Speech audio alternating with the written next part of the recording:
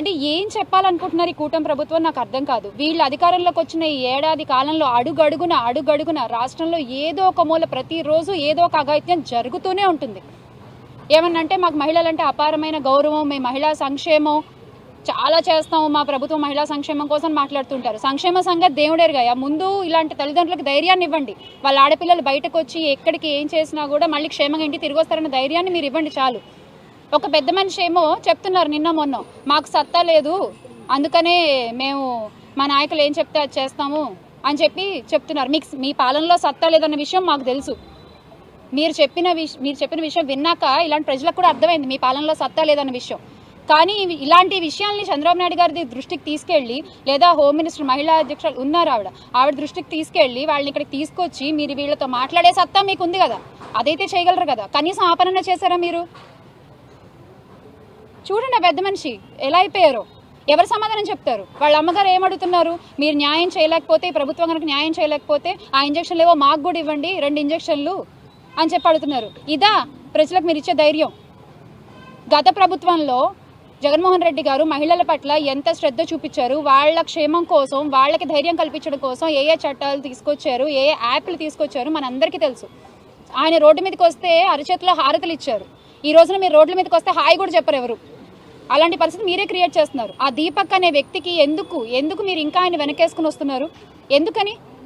ఆయన గురించి ఎంక్వైరీ చేస్తే అంజలి విషయం అనే కాదు, ఇతర చాలా మంది ఆడపిల్లల్ని కూడా ఆయన ఇలాగే వేధిస్తున్నారన్న విషయం బయటపడింది. ఎందుకు అలాంటి వ్యక్తికి కొమ్ము కాస్తున్నారో నాకు అర్థం కావట్లేదు. హలో అండి, గుడ్ మార్నింగ్. నిన్న మళ్ళీ మా శ్యామలక్క మళ్ళీ వచ్చేసింది అనమాట. ఏదో ఈసారి ఎవరి గురించి మాట్లాడుతుందంటే, పాపం ఎవరో స్క్రిప్ట్ 2 పదాలు రాసిచ్చినట్టున్నారు. ఒక లెజెండరీ హీరో గురించి అండ్ 3 టైమ్స్ హ్యాట్రిక్ కొట్టినటువంటి హిందూపురంలో ఎమ్మెల్యేకి వచ్చినటువంటి బాలయ్య బాబు సార్ గురించి మాట్లాడుతుంది ఈవిడ. ఎవరు చెప్పారో ఏమో కానీ అసలు బాలయ్య బాబు సార్ గురించి మాట్లాడే అర్హత నీకు ఉందంటావా? ఉందా అసలు? ఏమి చేయకపోతే 3 సార్లు ఎందుకు గెలిపించుకుంటారు?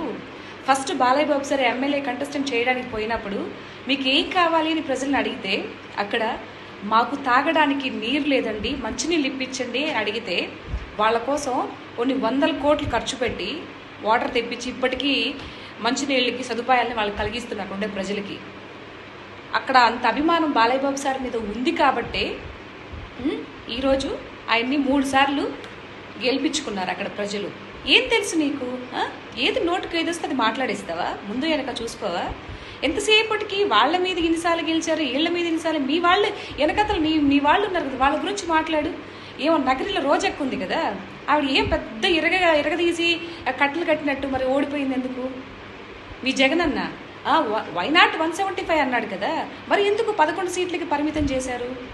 నువ్వు ఇవన్నీ తెలుసుకోకుండా ఇట్లా మంచిగా పనులు చేసుకుంటూ ప్రజల దృష్టిలో ఉండి ప్రజల గురించి ఆలోచిస్తూ ఉన్నటువంటి ఒక లెజెండరీ హీరో గురించి, ఒక ఎమ్మెల్యే గురించి నువ్వు ఇలా మాట్లాడితే అస్సలు చాలా చీప్గా అనిపిస్తున్నావు శ్యామల. ఇలా మాట్లాడుకు, ఇలా చచ్చుపుచ్చు వంకాయలు అస్సలు మాట్లాడుకు. ఏదన్నా ఉంటే డైరెక్ట్గా మాట్లాడు. ఇక్కడెక్కడ కనిపించట్లేదు. ఎంత మేలు చేసా తెలుసా హిందూపురానికైనా? నీకు తెలుసా అసలు? హాస్పిటల్స్ని ఎంత ఇదిగా చూసి ప్రైవేట్ హాస్పిటల్ కన్నా బ్రహ్మాండంగా ఉండాలని చెప్పేసి హాస్పిటల్ని ఎంత ఇదిగా ఇది చేశాడు. ఏం తెలుసు నీకు? అక్కడికి వెళ్ళి చూడు. ఇంకొకసారి ఇలా మాట్లాడబాక. మాట్లాడితే అన్నీ తెలుసుకొని మాట్లాడు, లేకపోతే కూసో. ఓకేనా? ఎవరో 4 మాటలు స్క్రిప్ట్ ఇచ్చారు కదా అని ఇష్టం వచ్చినట్టు మాట్లాడబాక. సరే, ముందు మీ వెనకుండే వాళ్ళని, మీ యొక్క ఎవరైతే మీ పార్టీ నాయకులు ఏమాత్రం చేశారా, ఏం చేశారో ముందు అది చూసుకో. అరే మన పార్టీ నాయకులు ఏమీ ఓడబి కట్టలు కట్టింది ఏమీ లేదు, ఇప్పుడు వాళ్ళని అలా ఎలా అనగలుగుతాం అనేది ఒక చిన్న కామన్ సెన్స్, చిన్న పాయింట్ ఒకటి ఆలోచించి మాట్లాడితే బాగుంటుందని నాకు అనిపిస్తుంది.